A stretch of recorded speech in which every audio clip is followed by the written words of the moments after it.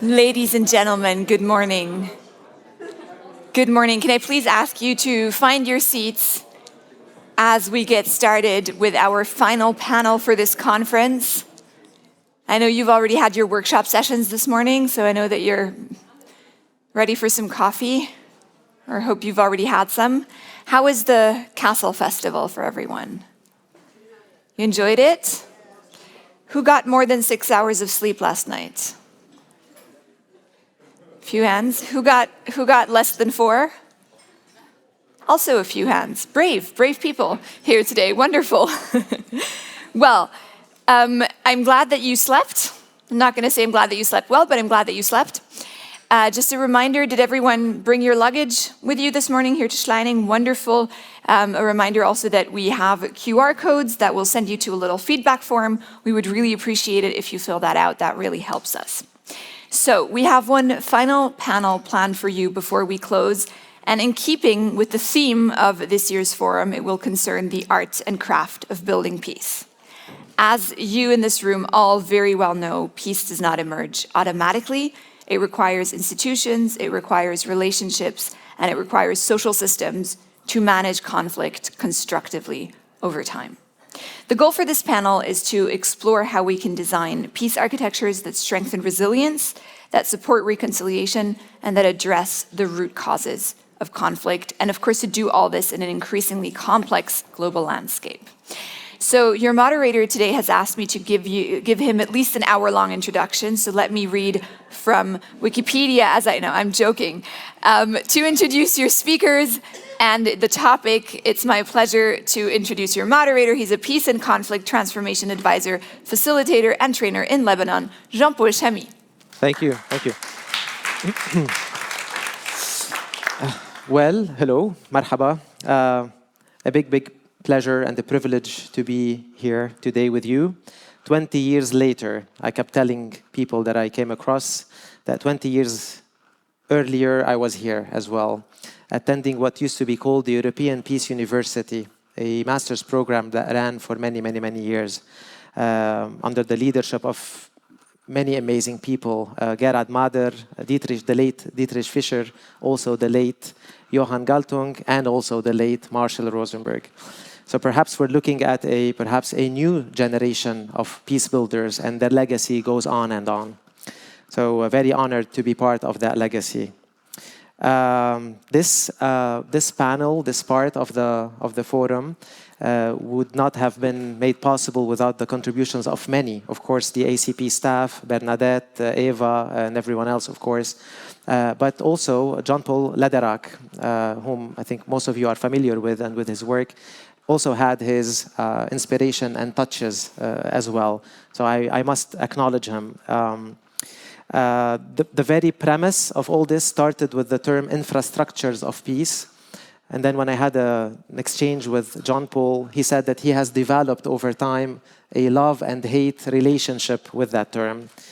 As he's seen later on, most have focused on the institutional aspect of peace infrastructures, but not necessarily on the human and relational aspects.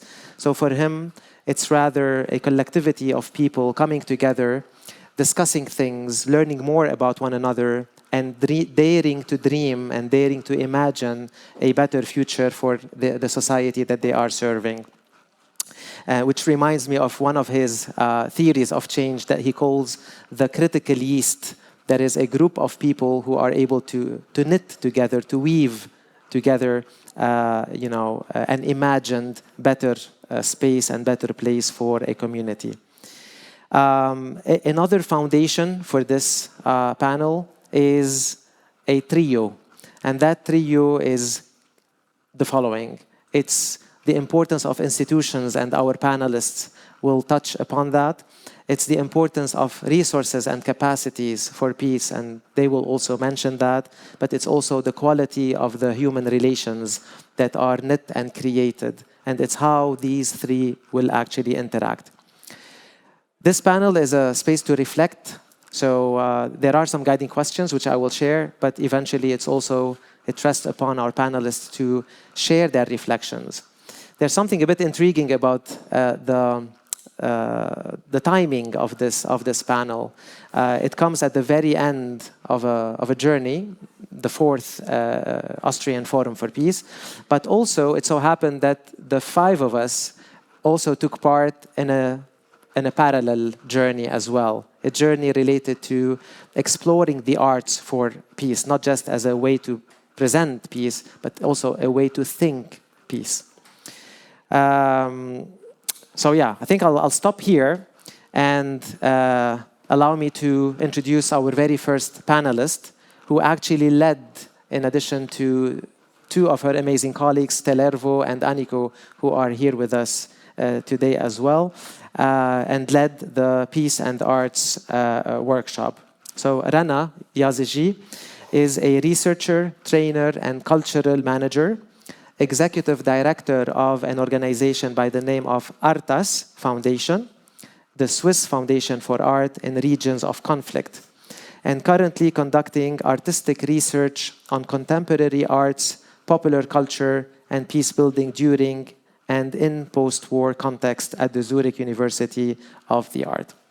Her bio goes on and on. Of course, you can always check our panelists' bios in the brochure. But without any further ado, I would like to give the floor to Rana. Also asking her to comment and reflect on some of the following questions, some of which are, at the moment of designing a given peace process or agreement, what assumptions would you make about how peace would unfold, and which of those may have proven wrong? Where did the transition from agreement to implementation break down most significantly? And in hindsight, what kinds of infrastructures may have been missing to sustain peace territorially? And if you were to design a process today, what would you prioritize differently? Of course, these are very complicated questions. Rana, feel free to take us on a small trip of reflections based on your experience as somebody from a war-torn country and longing for peace, but also as a peace and arts practitioner. Thank you, Jean-Paul, and thank you for everyone who remained in the room till the last day. As Jean-Paul has just mentioned, we were spending long time together in the workshops, and it's great to be able to sit together and talk about what we experienced with our bodies, imagination, memories. Sometimes many of our colleagues are also in the room, so I look forward to the conversation after. Briefly, Jean-Paul also mentioned that I work as a practitioner, so in institutions, working in conflict region in a parallel track. I'm a researcher, so this is a privilege to be able to do actions and to work in relationships with people and have the space and someone supporting you to have the time to analyze that and look into what are we actually creating when we speak about art in conflict regions. Also, biography, personal biography. I come from an art a conflict region, but I work in different conflict regions also, which gives me this duality of being insider, but also an outsider to where I work, which is a privilege, but also a huge responsibility that I really don't take lightly. So from all of this, and because art as well as peace building are very context specific, all my examples today in this very short talk will be context specific, and I will take Armenia and Armenian artists' quotes and mediators there as my base of arguing on how can the art really be part of peace building and not about the values and the narratives that I think most of us, if not all of us in this room, already share. We don't need convictions of that, but I need to show, in my opinion, where the gaps are and where do we struggle, what are the limitations. So this is where it goes. Going back to Armenia, an example from last October, 2025, we were with a convoy of artists from very different places, from Sri Lanka to Syria to Georgia, Germany, Switzerland, we were in Goris. That's a town in the Sunnik region in Armenia. Who knows Armenia knows that this is a new border region. It didn't used to be border region. It is now. We were working on a very community-based, art-based approach to looking. It is archaeology in the presence, the project name. And by archaeology, we dig, but not in artifacts and not in history, but we dig in the everyday life of people living there, being with their bodies, confronted on a long-term basis with war and consequences of war, including displacement, economic degradation, memories, traumas, etc. So we were working in October there. In that very same month, there have been negotiations and new demarcation of the border. Diplomats and peacebuilders were also looking at maps from the Soviet era, and a village was demarcated in the same month. 12 houses were passed to Azerbaijan from this village, and people were told to leave those houses. And this is what happened. Those two processes were happening in parallel, in the same place, in the same time, with no connection at all between each other. And in my opinion, that's not a lack of coordination. It's not about communication. It's a structural symptom of how do we create peace. So this is where I see the gap. We speak a lot about needing networks, needing spaces for conversation, but I think there is a task before that, which is to look at the structures and the mechanisms and the processes themselves. So here I go back to Lederach, who to quote when we speak about art and peace building. He mentions relationships, curiosity, creativity, and risk as being the four skills or needs of mediators. But those are the same that artists deal with. They deal with trust issues, both of them. They deal with uncertainty, fear of future, but also fear of repetition of the past. They both deal with the need of imagination in very different ways. But I would argue, and being from the art sector, maybe I take liberty in arguing that there are not much differences in the crafts of mediators and artists. Or at least there is a lot in common. So I don't see the problem or the gap being between the people in this room. I see the gap being more in how we do the work. So on personal level, I think we all agree in the breaks, we all speak, and we get enthusiastic about how those words could be connected, but the structure does not allow. Mainly, I would give one argument, which is the more formal peace processes allow for rational imagination. Changing situation from positionalities to needs of the communities and the societies.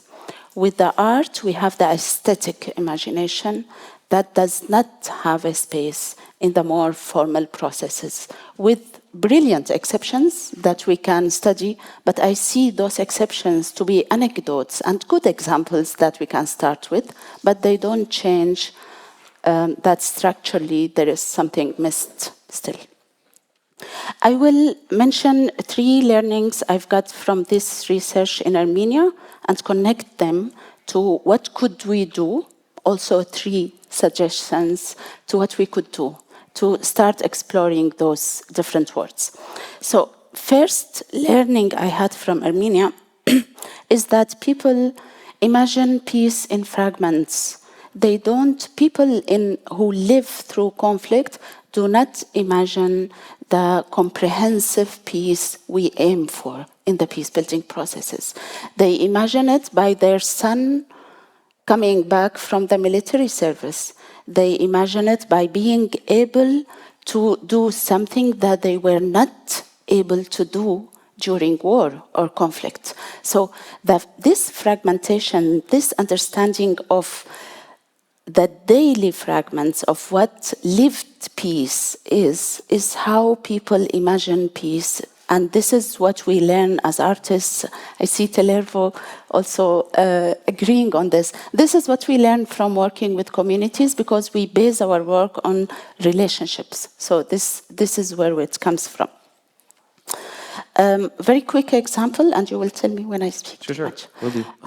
Very quick example, in this very same project in Goris in Armenia, a Pakistani artist, Habib Afsar, decided on one day to join Areg Balayan. Areg is a wonderful documentary filmmaker and photographer from Nagorno-Karabakh, the disputed region between Azerbaijan and Armenia.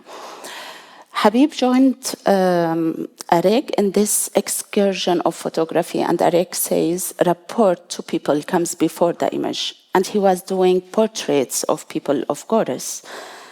And in this excursion, I was with them as well.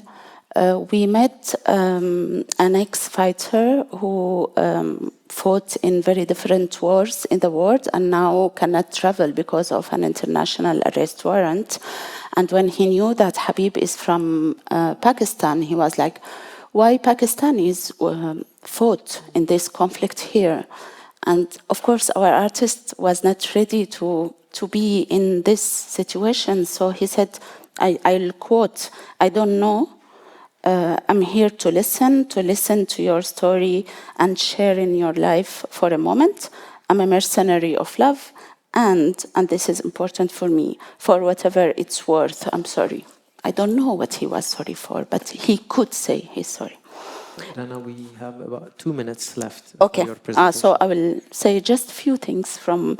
So at the end, I want to go to the idea of pieces of peace that Habib shared with us. He said, I realize the art is not the photograph itself, because they did a portrait, both of them together in that moment. It is the encounter. The photography is just an artifact, a memory. The camera is a tool. The clicking is a ritual. Was the portrait an excuse for the encounter or the other way around? Does it really matter? And if the art lies in the relation, then who really is the artist? Have we made a piece of peace with the click of a camera? I will jump. So my proposals are for both peace builders and artists. 3 proposals very quickly, just headlines. Redesign how community knowledge enter formal processes. And I have a lot to say about that, but I won't. Build genuine shared practices, not shared panels. This is very important, but this is not joint peace building. This is just to start thinking together. So participating in conferences is a great starting point. And then joint advocacy, because the art sector and the peace building sector have very different ecosystems. And none of them can create a common structure together. It needs joint advocacy, including joint thinking, joint fundraising, joint programming, and joint attempts on small or large scales. Thank you. Thank you so much. Thank you, Rana, for sharing these reflections. I'm sure I can see your notes. They can go on for a while. We're lucky that we will follow on with a World Cafe. Then you will also have the chance to approach Rana and the other panelists. But also, Rana, you'll also have the chance perhaps to share with us some additional insights. Yes. So thank you so much for that. Our second speaker, our second panelist is from South Sudan, Kuol Arou Kuol. We're very privileged and happy to have him join us. So Kuol is a refugee leader, peace builder, and practitioner associate of the Unyoke Foundation. which I had the privilege to attend its work in Uganda, but they do a lot of their work in South Africa as well and in other places, bringing together peace builders to connect and to replenish their energy in order to be able to spread their messaging in a more effective way.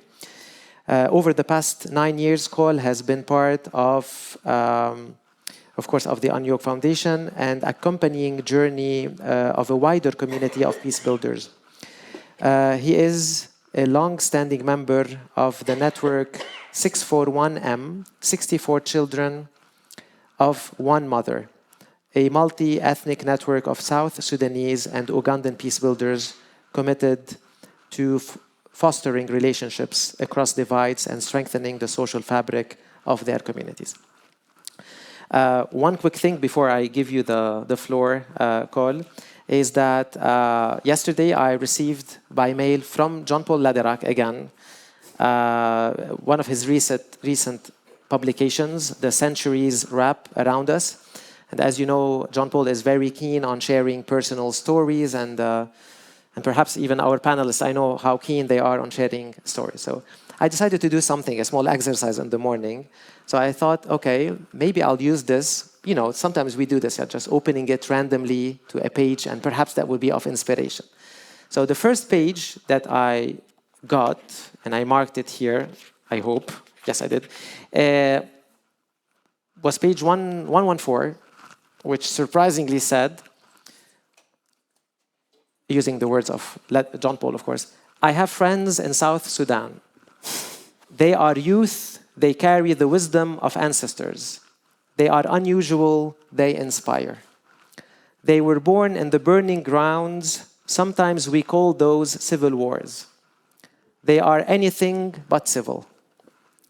Wars bear a long legacy which no child asks to be born to and no grandparent wishes to bequeath.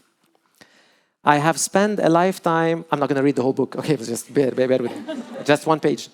I have spent a lifetime wondering, if nobody wants them, why are wars so hard to end? And lastly, he says, my friends in South Sudan have become my teachers.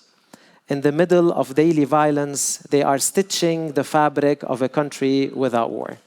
It feels that in this 3-4 day conference, that term stitching and weaving and knitting has become perhaps a rooting and an anchoring term for us. Now, of course, you can imagine, because of my excitement, I tried to do the same. So I started opening the book to random pages. Perhaps I get more inspiration for the other panelists. It just didn't work out. It worked only the first time and with you, Kuol. So sorry to the losers on the panel. But I'll find other, hopefully more inspiring ways to introduce you. So Kuol, networks are very important. We know this for a fact. They're very challenging, never easy. They take a lot of time. And most of the time, we don't seem to have that much of it. So in your experience, leading a network, being part of a network, traveling extensively, and turning from having experienced a war to being an agent of peaceful change, perhaps a few questions for you.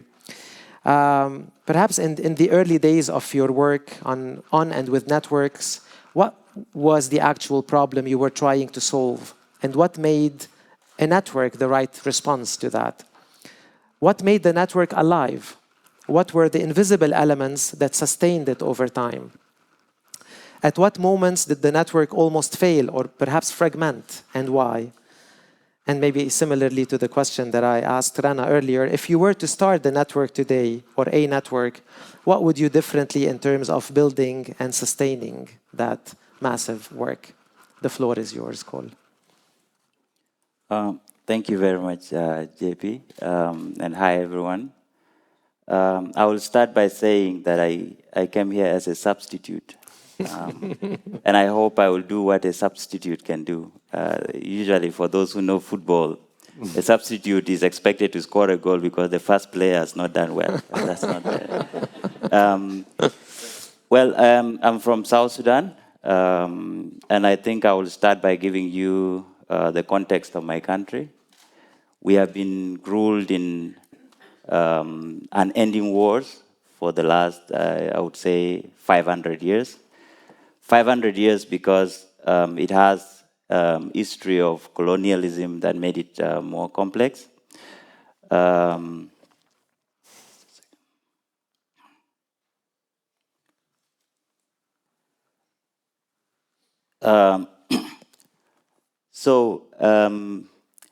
These conflicts are, as I said, over 500 years old.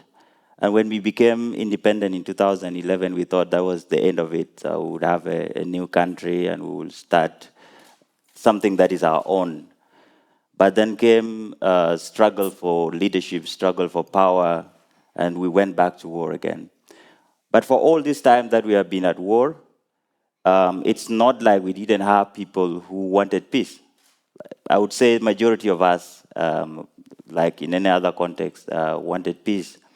So we had peace builders among us. So we have these 64 tribes. I don't like calling it tribes. Tribes means something else. But the 64 ethnic groups speaking 72 languages. And the conflict, we have conflict almost among all these 64 groups. So everybody is fighting everybody on the ethnic lines.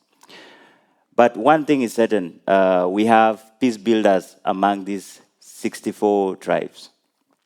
So when I became a refugee in 2014, I was actually, and John Paul is right when he said we are born on burning grounds. I was born on a burning ground. I was displaced before I was born. I was born in an IDP. I was born under a sky raining bombs from the Sudan army forces. And one thing for me is, as soon as I got to realize, as soon as I got to realize myself, as I got to be aware of the world, one thing that I needed to do for sure was to build peace, being a peace builder, because peace is something that I was missing throughout my life. So I had this sitting with me, but then there were a lot of other experiences that were breaking me down, and I didn't know where to start. So when I became a refugee in 2014 in Uganda, this was an opportunity because we were refugees from different ethnic groups being brought together in this shared settlement. And we had no choice than to live side by side. We couldn't practice what we are doing in our country, so we were forced to live together. And to me, that was a start to try to come up with something that brings people together. At least we can build a network of ambassadors, peace ambassadors who would go back to the country and continue building peace.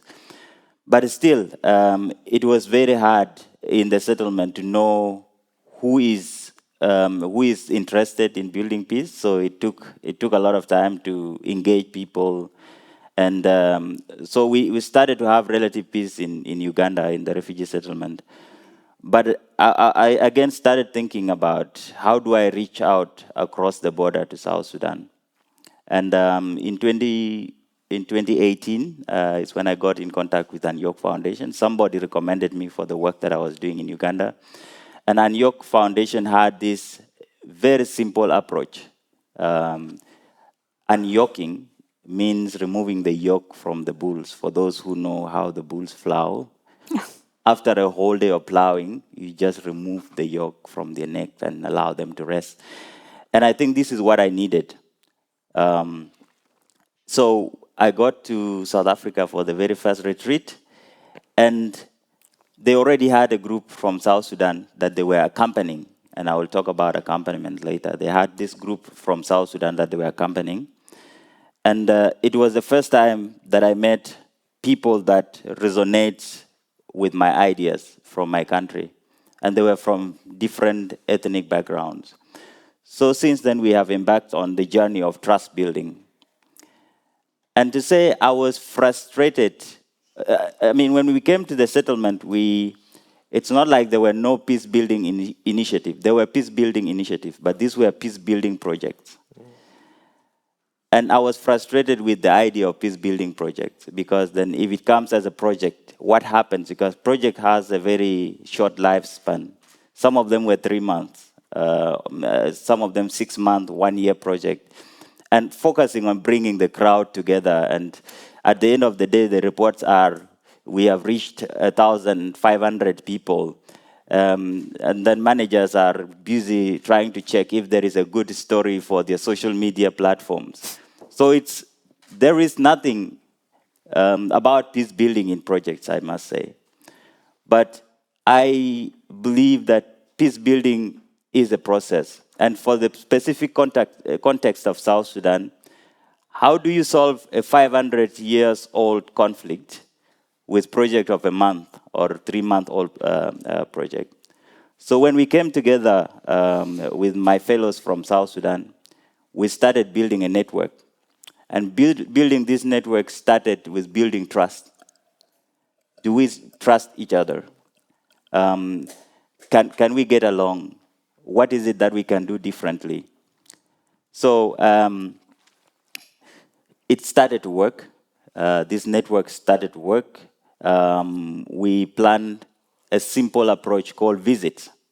Because as a Dinka, my tribe, I heard a lot of stories about the Nuer, the major conflicting ethnic group. I had a lot of bad stories about them, but I didn't even have a chance to see the context and to see who is there and to see what if these stories are realities. So we came up with a simple approach called the visits.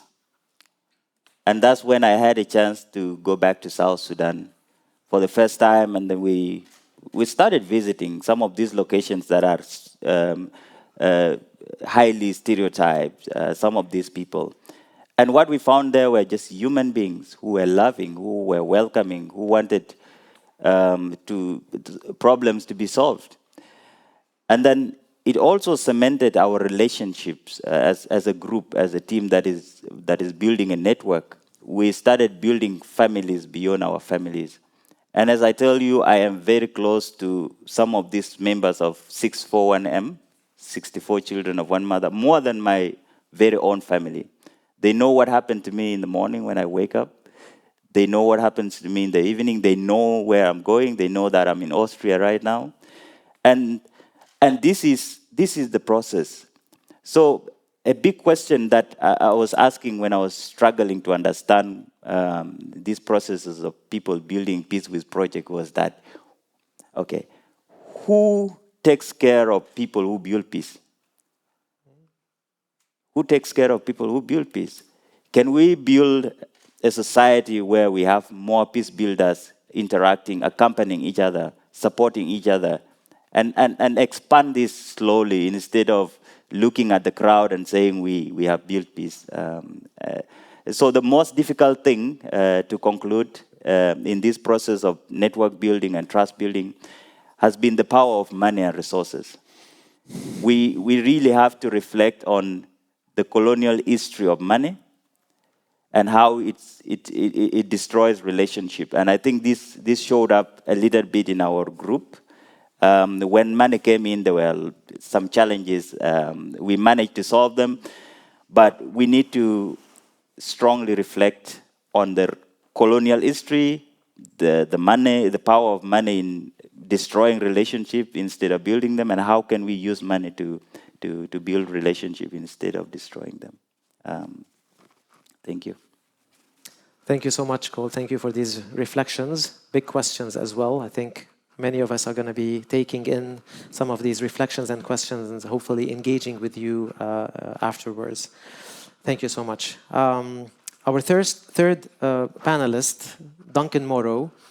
The small story behind this is that when we were preparing for this, along with Bernadette and other colleagues at ACP, we were trying to find, the right balance, the right speakers, but also those who are available and so on.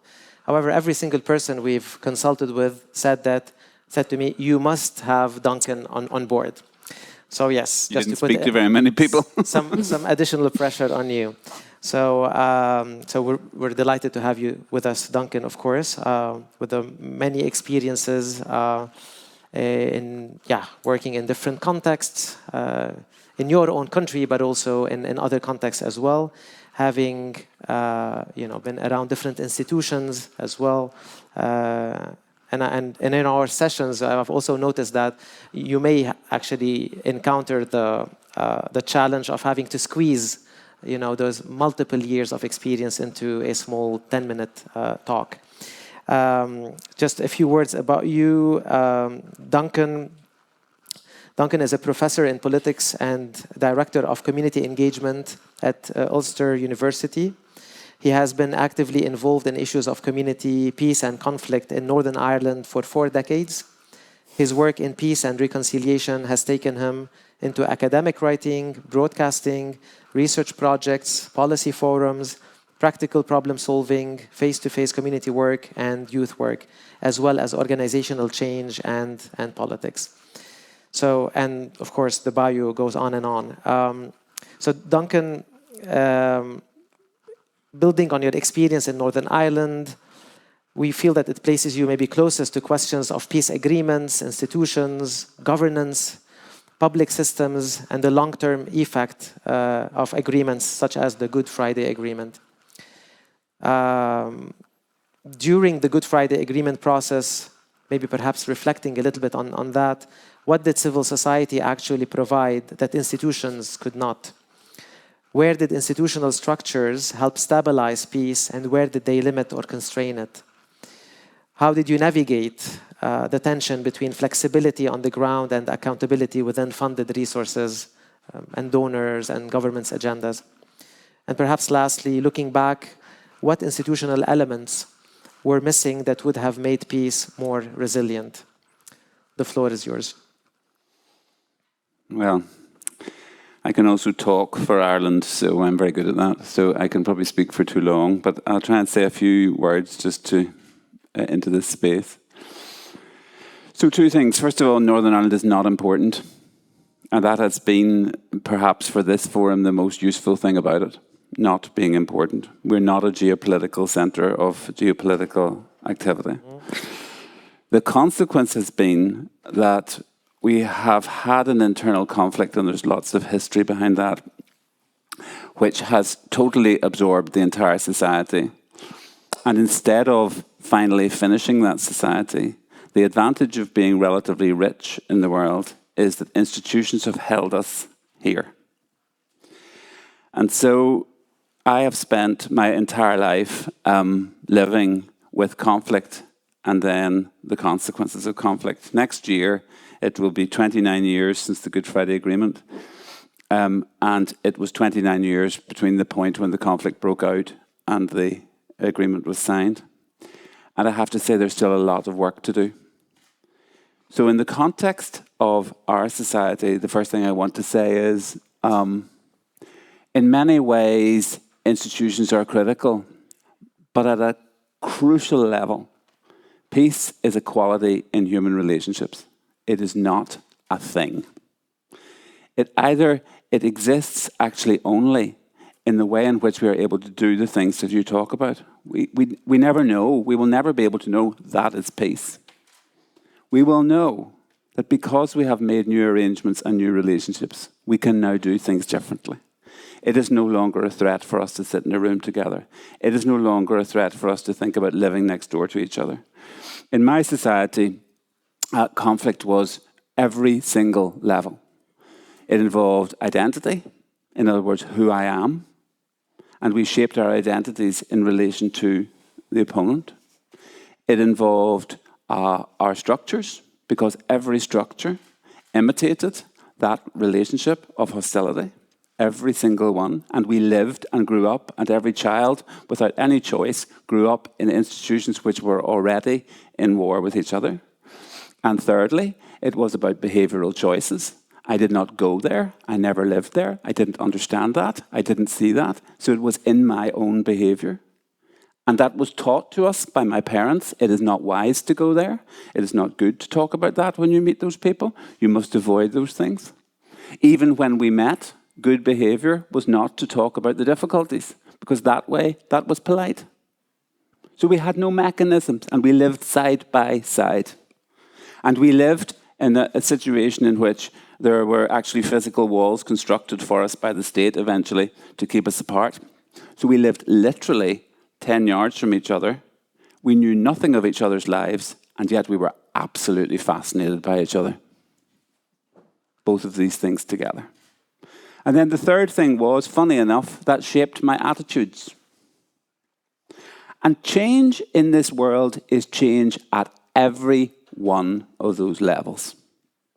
A change of the structures will not be enough. A change at the and it is actually eventually a change in my identity, who I am.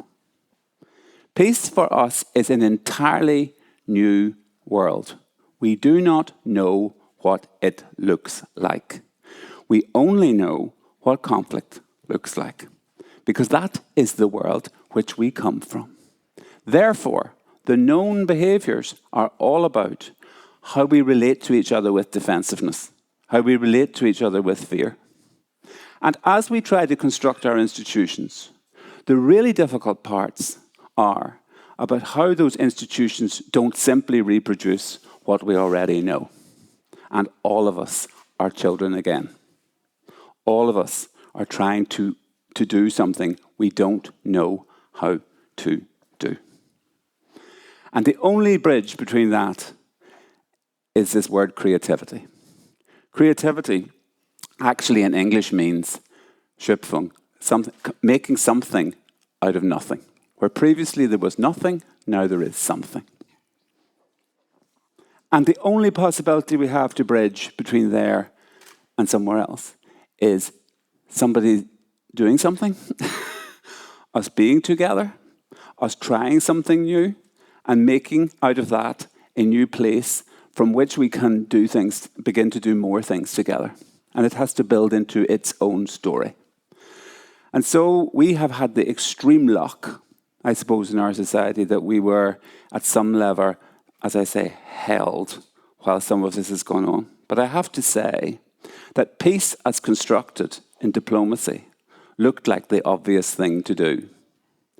Peace when it means I have to spend the rest of my life with my enemy. I not only have to spend the rest of my life with them, I have to make them my partner. Not only that, I have to change my attitude to them and their children that their future is as important to me as my own. And that is not possible to do in a bureaucratic room. Peacebuilding requires us to get alongside and understand exactly that every single step feels like a risk or to step onto ice. That does not make it not desirable. It doesn't make it even the most desirable thing that you could do. It does mean that the entire process has something to do with ambivalence. I want it, I don't want it. I can risk this, I can't risk it. And somebody, somehow, and different people have to stand on this space. And they're not always the important people. And it has to make meaning for people who are actually saying, the only what peace means to me is my children can play outside and I don't have to worry about them. I can go to the library. I can go to this city centre and I am accepted to go to the shops. It is smallest things. So what I want to come back to really is this notion that peace, it's not building, actually. The metaphor is wrong because it is mechanical. Crafting. It is peace nurturing. It is creating the environment in which relationships can grow. It has much more to do with gardening than it has to do with building a house. We have thought that it's about us who know how to build, putting a building, and people will inhabit it. It has nothing to do with that. It has to do with we ourselves moving onto complicated spaces and creating places of safety for each other. And that, in that context, sometimes, by the way, outsiders are incredibly important. If what outsiders and governments and big money can do is create spaces which were safer and are protected and allow us to do that work, that is incredibly valuable. because we are trying to find our way into somewhere new. If they come and tell us, if you don't fill in that form, you're not getting your money. And if you don't do what I tell you, you won't be able to, you lose any resource. Frankly, go away. You're another problem for me. So all I want to say to you is, this is, and our workshop I think was really crucially important about this. This peace nurturing will involve transformation of who we are. It involves us living in a place which we do not already live, which we have to imagine, and we have to find our way to it. One of the most important things I've heard in recent years, have I got 2 minutes? In recent years was reconciliation is not it's not an event, first of all. But more importantly, the task in peace building is what we now call perpetual reconciliation. In other words, we do this and we come up with another problem, and we have to do it again, and we have to do it again, and we have to build it into our habits and into our purposes and into our stories and into our rituals and into all of the things that we do, so that it becomes slowly our story, and we're no longer babies. We become able to do some of these things. We can pass these things on to our children. They have some stability. What I encourage you to do is not to say institutions don't matter, but to root your institutions in a knowledge that the institutions have to serve a human possibility, not human possibilities serve the institutions. And the key issue for people working in institutions, and I work in institutions, is, for God's sake, stay human. Re-interact with go back to making this a human society. At various points when we talk about human rights, let's not talk about rights, let's talk about being human. Too many of our conversations become fights about rights, which are important, without understanding that the rights that we're trying to achieve are to enable us to be human. So somewhere along this line,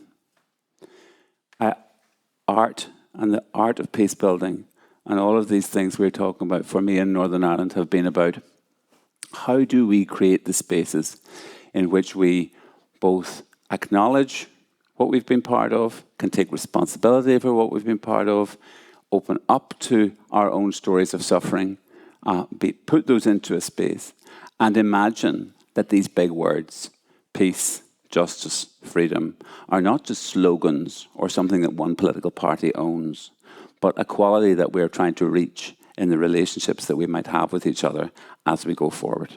Thank you. Thank you. Thank you so much, Duncan. Also quoting a common friend of ours, Chris Pease, who reminded me back then when I was in Uganda attending the Unyoke Foundation retreat, that there is a reason why we are called human being and not human doing. Hence a good reminder that sometimes we get involved into the doing aspect of things, we forget to be. Instead, we try to do. Thank you so much.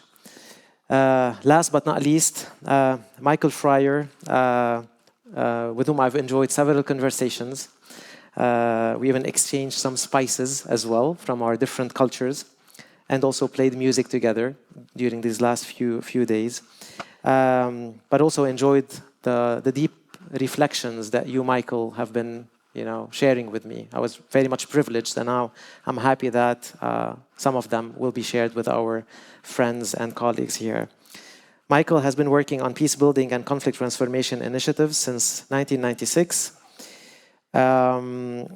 As a dialogue facilitator, lecturer, and mediator, he focuses on highlighting the links between seemingly random and unrelated ideas, themes, and perspectives, and then connecting them to the challenge being explored by those he's working with.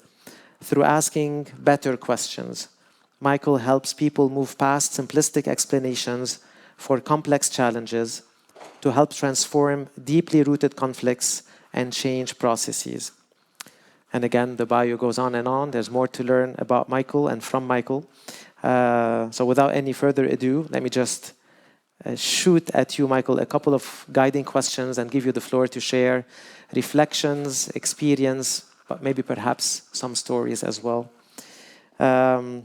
Some of these questions are: what human capacities are most often missing in peacebuilding efforts today, according to you? Can you share a moment where relational dynamics either enabled or perhaps blocked progress in a significant way? And lastly, how do we cultivate these relational capacities at scale beyond individual practitioners? The floor is yours. Thank you, JP. I once read that we teach best the things that we most need to learn. And I'm grounding that at the beginning of what I want to share to, I'm not sitting here as the detached expert, but someone who is walking, stumbling alongside you as we try and make the world a more peaceful place. If you are out in the mountains hiking and you suddenly realize you have absolutely no idea where you are, a really good piece of advice is stop. Retrace your steps and look for familiar landmarks. I think that's a piece of advice that in the peace-building world, we would do well to pay attention to and listen. One of the things that in this, as peace builders, we are faced with, it's urgent work, isn't it? It's really important. It's urgent. We need to get it done.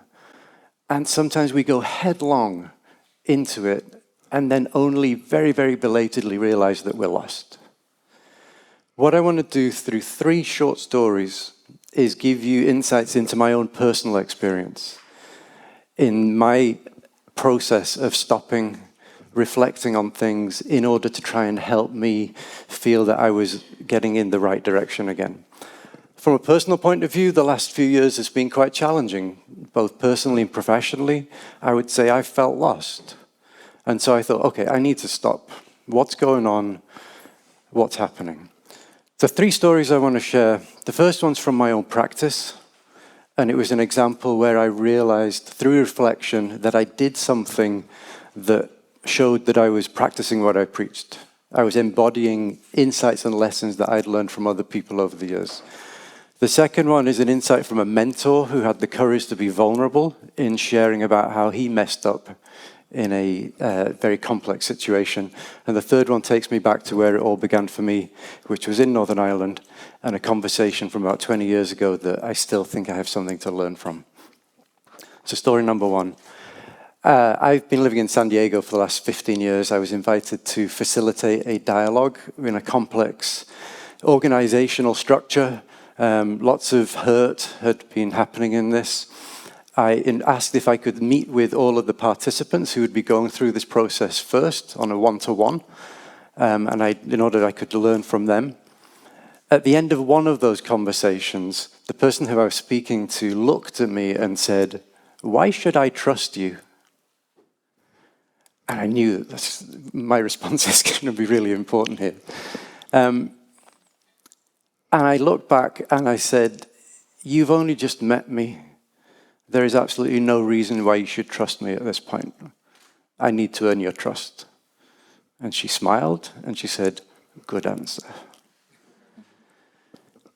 As I've been reflecting on that, I realized that what I was doing was, again, echoing what I'd seen others do, which was recognizing the importance of being fully present in someone else's setting, in their space, in listening, in adapting, and not pretending to be anyone other than I was, and not faking it. There was no reason why she should trust me. I said, "Oh, read my bio, do this." No, I needed to earn that trust. There are doors which will not open to me immediately because of who I am, my identities. That's fine. If I am myself and I am consistent and I keep turning up, those doors will eventually open. If I'd started on a lie, I would get found out, and then those doors will never open again. Story number 2.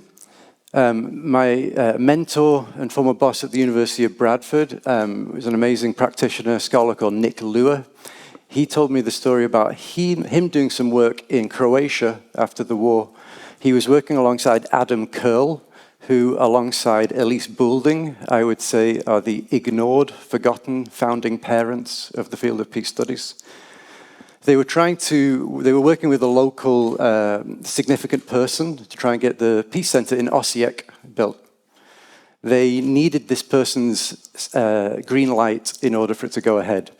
The person was very challenging, very difficult. In the conversation, Nick found himself getting more and more worked up and more irritated with this person. Nick is a trained mediator. He's very good at what he does, but he was just getting more and more angry. Adam stayed calm. Eventually, Nick just lost it with this guy. They had an argument, and the meeting ended. The next day, Adam was invited back. Nick was not. And the person said, okay, you listened to me yesterday, now I'll listen to you. What do you think we should do? Nick, in reflecting, spoke to Adam and said, I know your values. How on earth could you sit there and just listen to him as he was speaking like that? And Adam's response was, before going into the meeting, I made a strategic decision to suspend moral judgment. The reason I went back to that story is because Nick demonstrated his humility and vulnerability in trying to teach me by telling me about the way he made a mistake.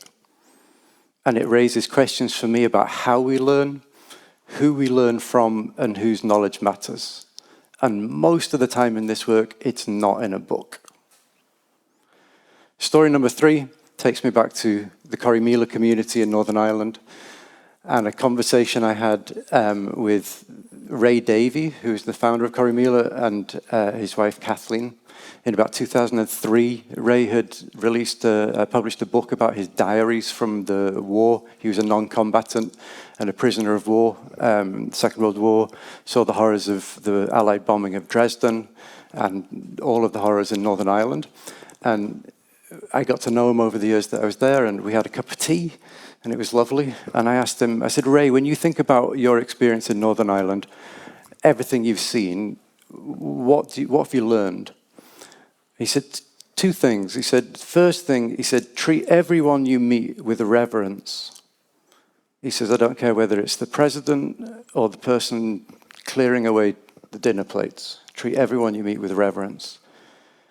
And then he said, it's something about the power of positive thinking.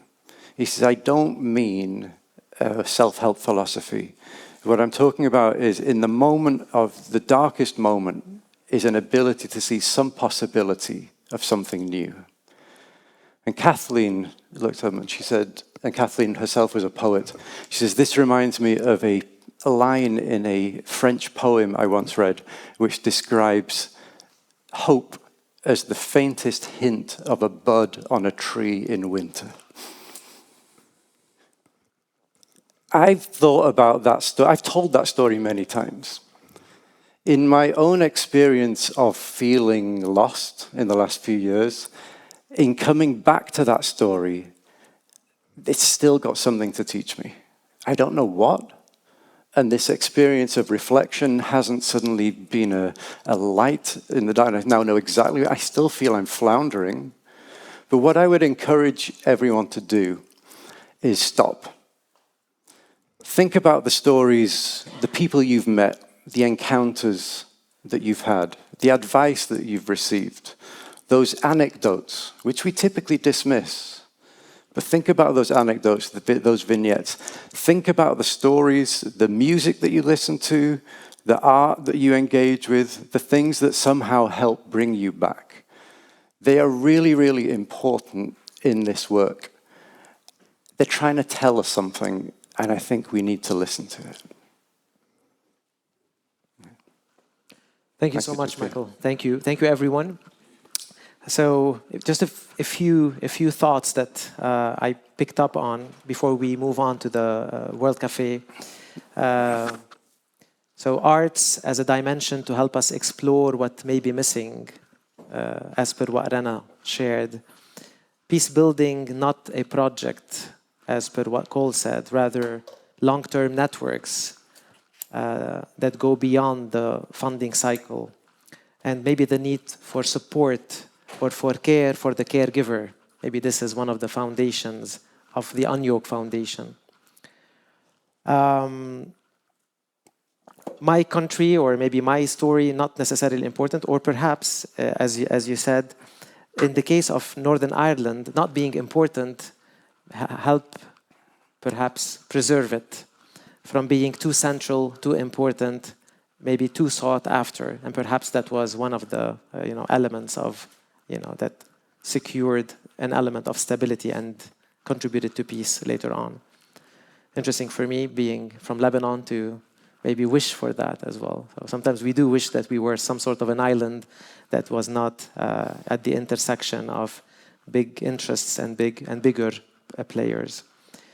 And also the idea that we do not necessarily know what peace is. Maybe we have to come clean with this and accept it. We know what conflict is, but not necessarily what peace is. And perhaps the new trend is to consider conducting peace mapping and peace analysis, and not just conflict analysis as well. And also the idea of peace becoming a habitus, which is not a very unfamiliar word for my colleague Ursula and myself. So how to make peace a habit as well. And last but not least, the power of reflecting, the power of learning with and from others as well, as per Michael's 3 inspiring stories. So I thank you so much for everything that was shared. However, we can be a little bit more greedy by asking for more, by moving ourselves into the next part of this event, into four groups. We will have, if you don't mind, Rana, I'll be joining you over there in that corner.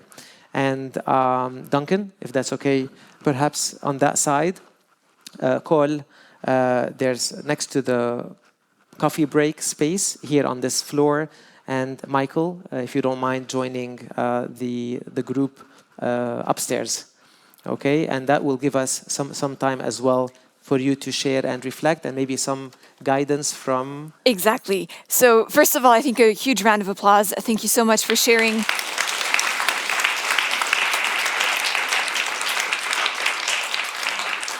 Thank you so much for sharing your expertise and those anecdotes and those very deep reflections with us. So exactly, as Jean-Paul mentioned, we'll be splitting up in the same format as yesterday. I'm going to say, because we're over time a little bit, let's do it 12 minutes, just like yesterday. And I think same principle as yesterday. Once you hear the bell, please make sure to rotate. The moderators of each group, please also make sure that your group rotates. And importantly, as opposed to yesterday, we'll be reconvening here for the closing at 12:45. So please don't just go off. Please come back to this room at 12:45 for the closing. And I think that's it from my side. All clear? Wonderful. Thank you. So I'd like to start by saying thank you so much for your active participation in the World Cafe format, in the dialogues. Thank you for bringing your questions, your reflections, your comments. We've received feedback from you that you've really enjoyed the format. It was lovely to see how active you were in making it what it was, so thank you for that. We will feature all of your insights, your conversations, your thoughts into the outcome process. So your table moderators have been taking notes, and all of that will feature in the outcome process, which will begin shortly as we bring this forum to an end. Just very few short organizational reminders from my side before I hand over to Tobias Lang for the final closing. Please don't forget your luggage. I probably don't need to tell you this, but if you find yourself without a suitcase somewhere, maybe take a moment to think. Our transfer to Vienna leaves at 3, I believe. 3, is that correct? At 2, sorry. Our transfer to Vienna leaves at 2. So please be on time for that, because we do leave at 2. We don't leave at 2:15, we leave at 2. So if you're not there at 2, then you will be stuck in Schleining. There are worse places to be stuck, but you may have a flight to catch. You can, of course, enjoy the art installations one last time if you haven't had a chance to take them in yet between now and your transfers. And we've also received some lovely feedback from you orally, which made me and us very happy. But we do ask you, there's QR codes. It'll show, there we go. It's on the slide, but it's also, the QR code is also on the door as you leave. So please, it really helps us. Do give us your feedback. Do share your thoughts with us, and we really appreciate that. We end with a little reception in the courtyard after the closing words, and it's been an absolute pleasure from my side. That is it from me. Thank you so much for being here. Hope to see you next year. Have a safe trip. Thank you so much, and please welcome Tobias.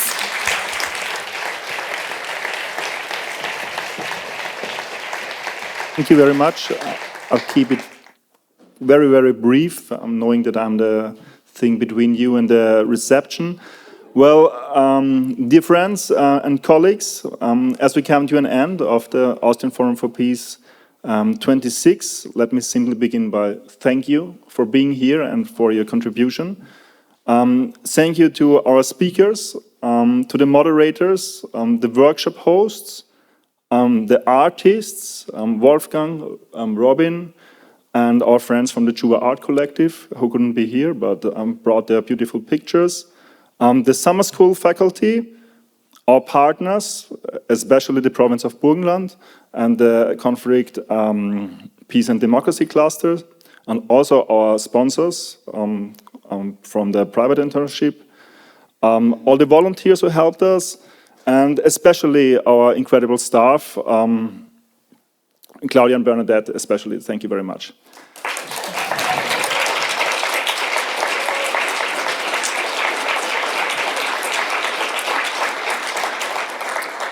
Well, I also want to say I really value, above all what you brought here, all your experience, your curiosity, and your openness here at Schleining Castle, and to bring it here to the Schleining Castle, which we call the Peace Castle for our cause.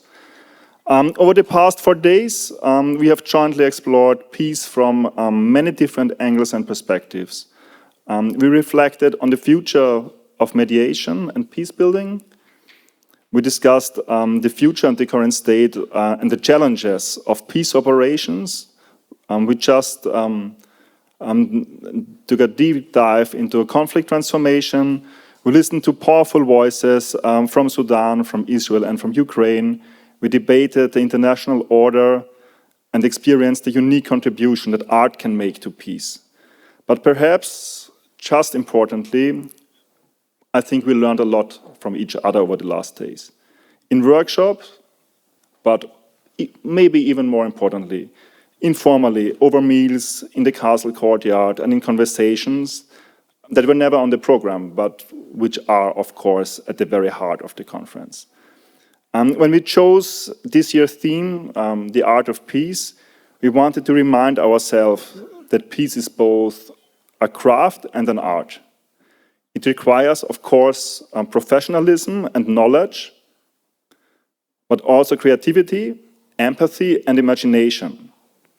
An artist's profession is to imagine a reality which does not exist at the moment, and then use their tools to make the reality visible. Well, I found myself wondering whether is it not the work of peace builders. We too are asked to imagine realities that do not exist, societies beyond violence, relationships rebuilt after deep divisions, institutions that people can trust again. Our tools, of course, are different. Dialogue, mediation, diplomacy, education, research, community action. But our task is remarkably similar: to make a peaceful future before it becomes reality. Well, I hope you leave our Peace Castle today not only with new contacts, of course, I think new contacts were made a lot here, new knowledge and new ideas, but also with renewed confidence that alternative futures can be imagined, but also created. Thank you all for being part of this journey.